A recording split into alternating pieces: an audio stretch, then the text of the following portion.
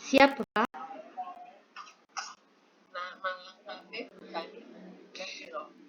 Iya, nama saya Hanik Nadira, Bapak, Ibu.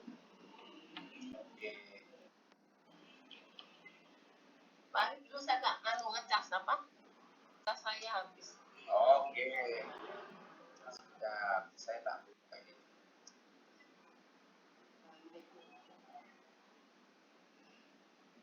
Bu Hani Nadira. Assalamualaikum Bu. Waalaikumsalam warahmatullahi wabarakatuh, Bapak. Sehat Bu Hani. Alhamdulillah sehat. Bu Hani ngajar di mana Bu? Saya mengajar di MI Miftahul Falah, Kayen Kademangan Blitar, Bapak. Mana itu Bu? Kabupaten Kademangan Blitar, Kabupaten Blitar. Kademangan, Blitar. Kabupaten Blitar, inje. Blitar ya. Bu ini Ibu membuat RPP apa modul? Modul ajar, Bapak. Modul ajar ya, berarti yang versi lengkap. Ya. Insya Allah. Ya, artinya versi lengkap itu kan di dalam kurikulum Merdeka itu boleh membuat RPP, boleh membuat modul.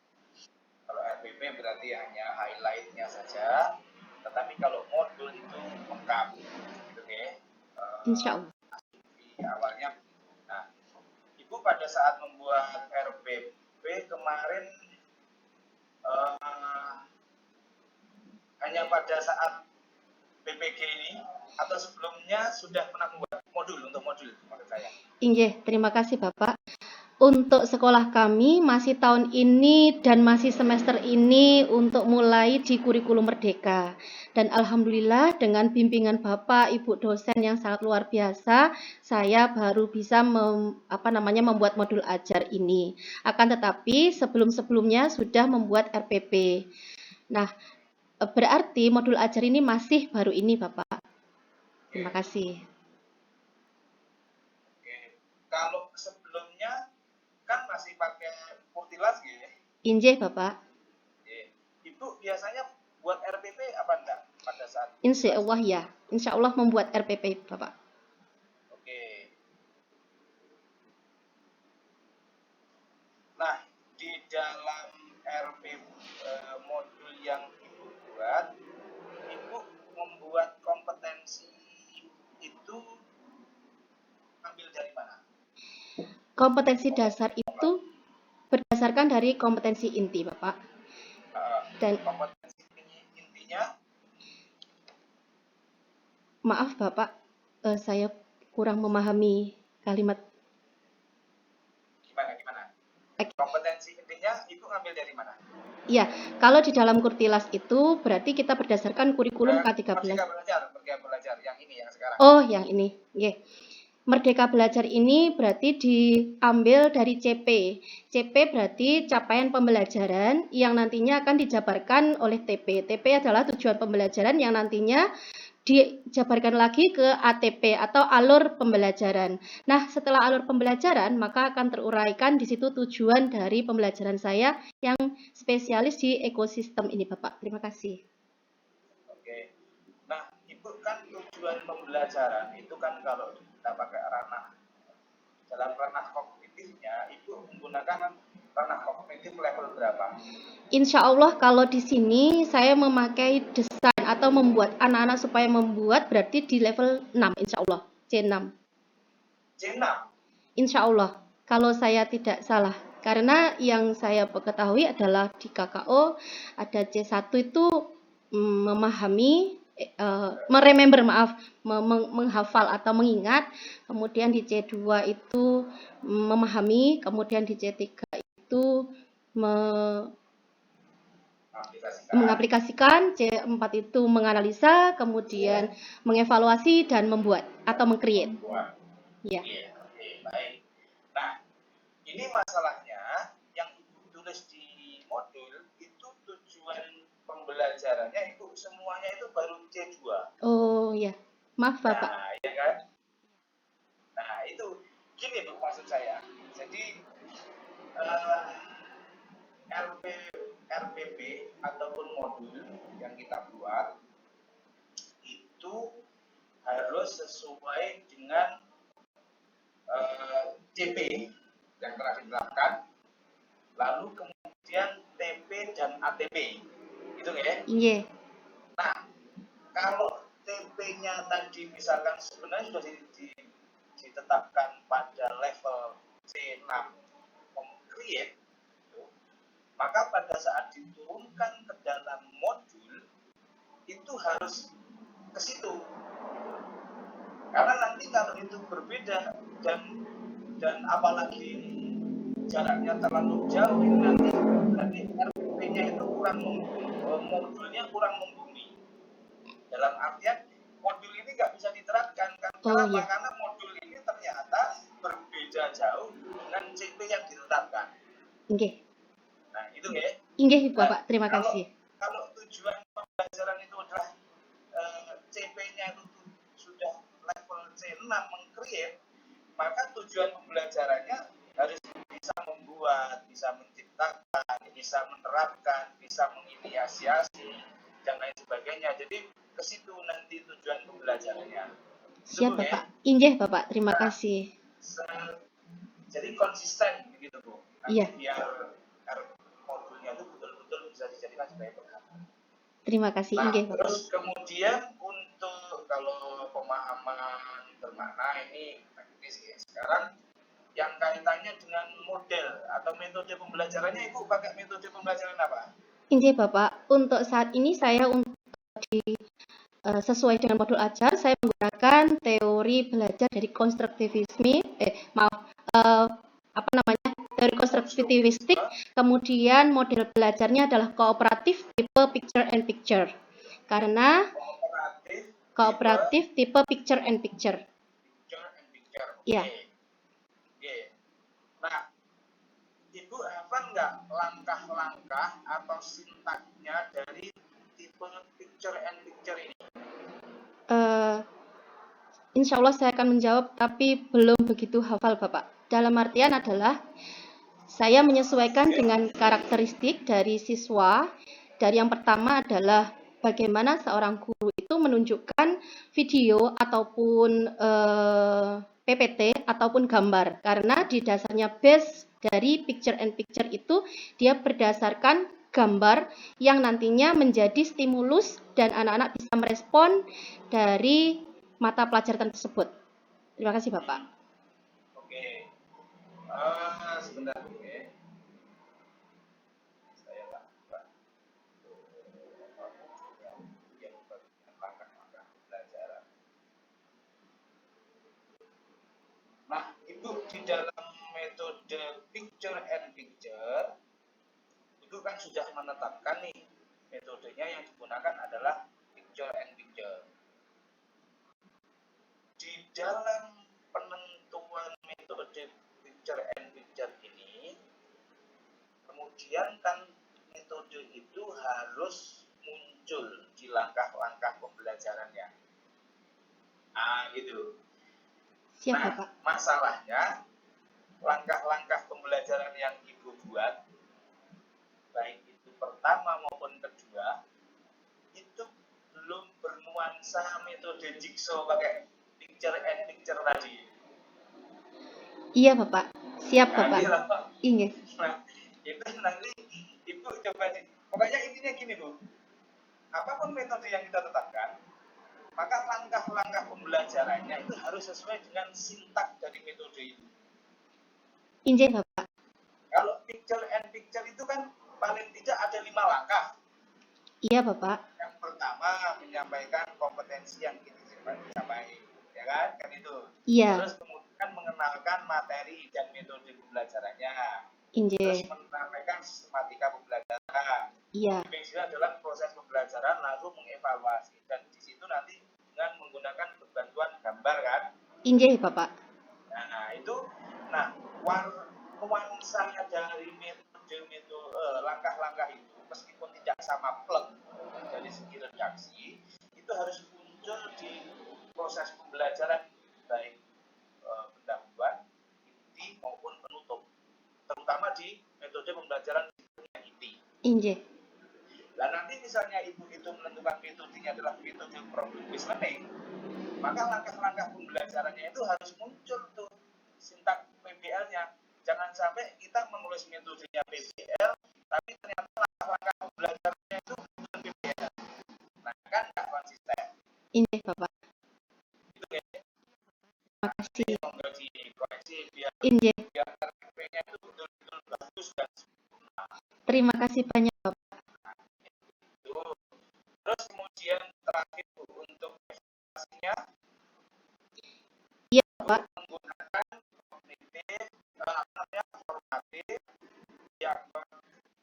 kognitif karena sumatif. Injih. Ibu menyampaikan bahwa ini kan modul ya. Injih. Kalau modul itu harus lengkap. Injih Bapak. Misalnya evaluasinya itu sudah jelas. Teknik evaluasinya itu nanti pakai bagaimana, baik itu formatif maupun sumatif. Apakah tes tulis, apakah lisan, apakah pilihan ganda, apakah isi, apakah mencocokkan.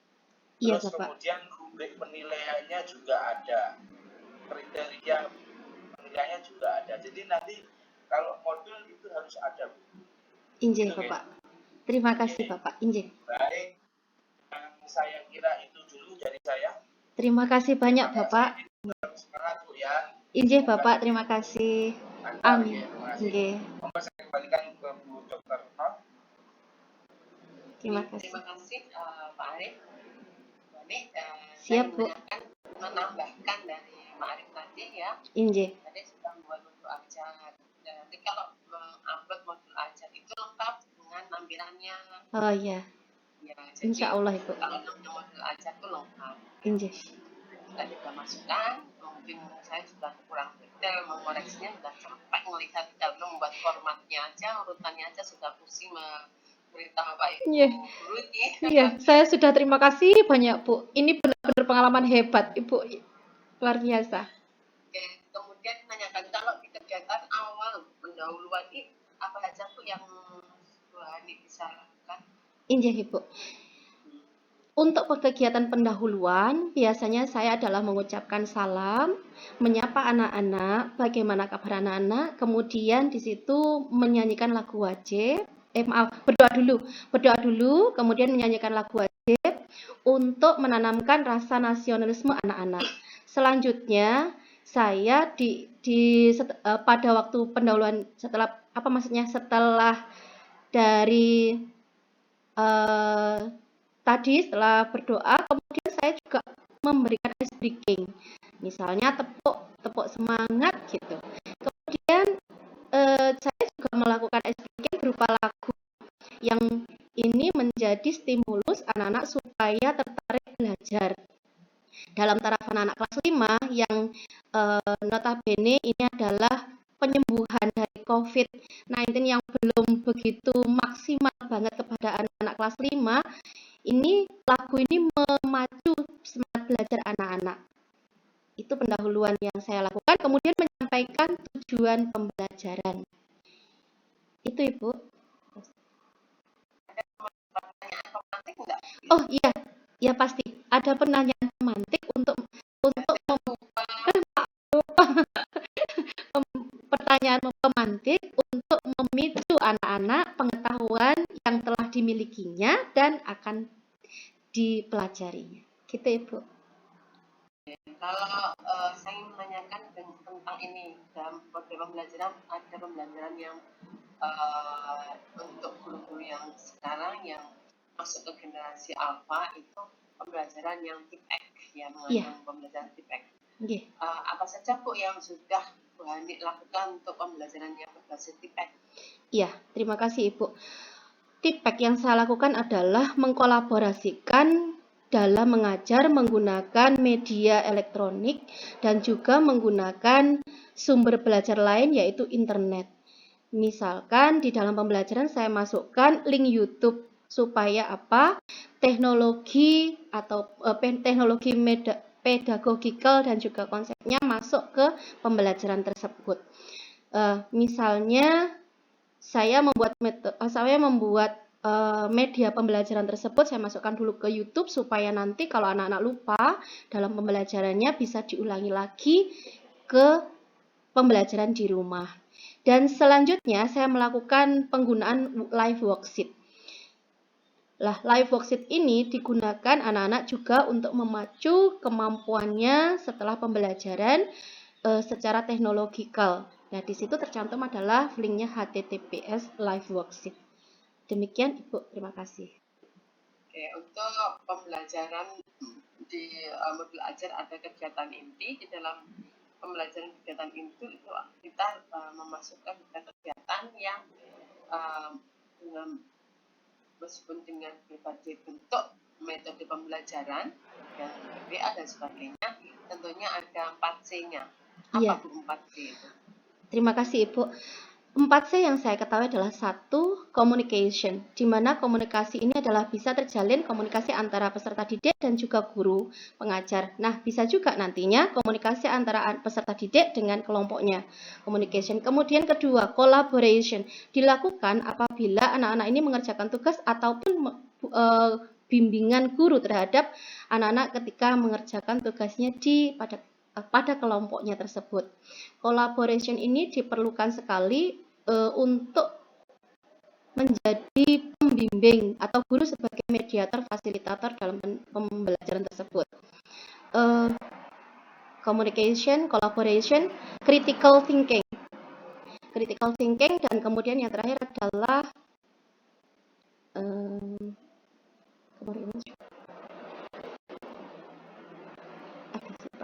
communication, collaboration, critical thinking, dan creativity.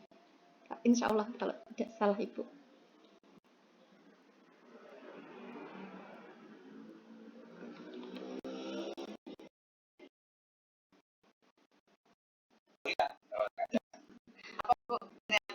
Creativity. Iya, maaf Ibu. Kalau ini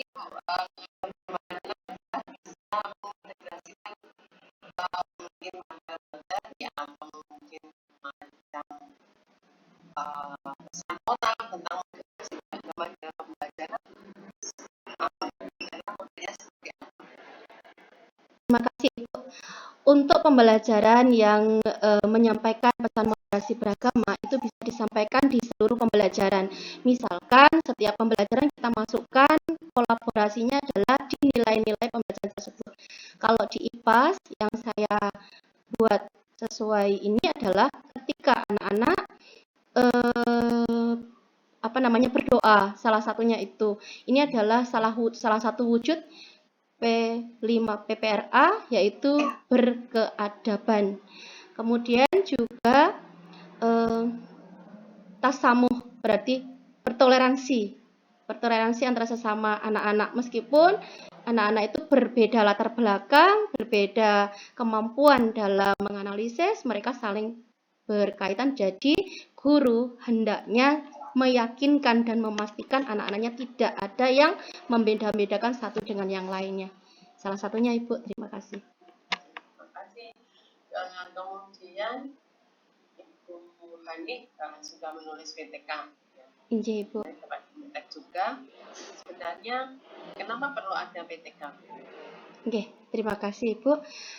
PTK ditulis latar belakang adanya masalah yang terjadi di dalam kelas yang guru tersebut ajar. Tujuan dari PTK tersebut adalah untuk memberikan solusi dari setiap masalah yang ada di kelas.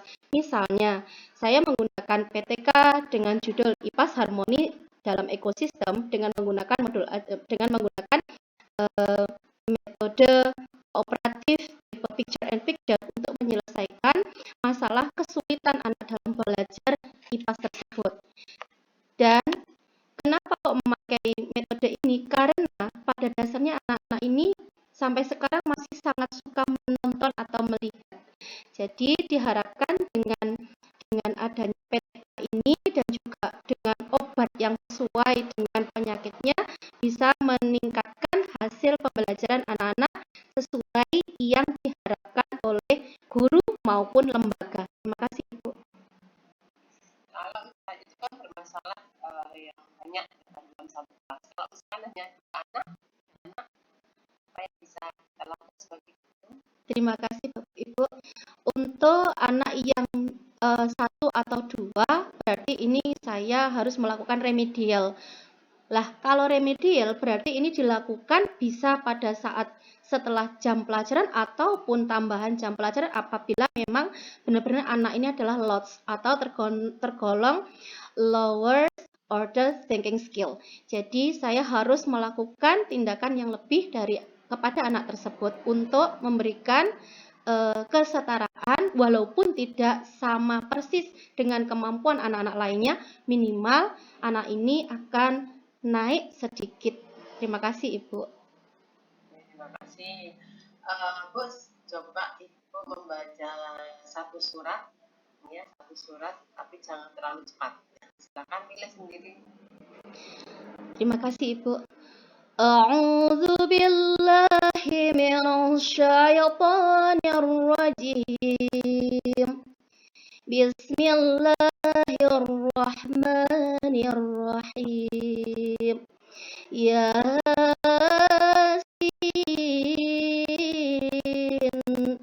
wal Qur'anil Hakim. Innaka laminal mursalin ala siratim mustaqim. Tanzilal azizir rahim. Litunzira qauman ma unzira aba'um fahum ghafilun. Laqad haqqal qawlu ala aktsarihim fahum la yu'minun. Sadaqallahul azim. Terima kasih Bu Hani. Sama-sama nanti menulis satu ayat saja ya. Ibu. Terima kasih banyak Ibu dosennya. Inggih Bu, terima kasih banyak bimbingannya. Terima kasih Pak. Terima kasih Bapak Ari, terima kasih Ibu Retno.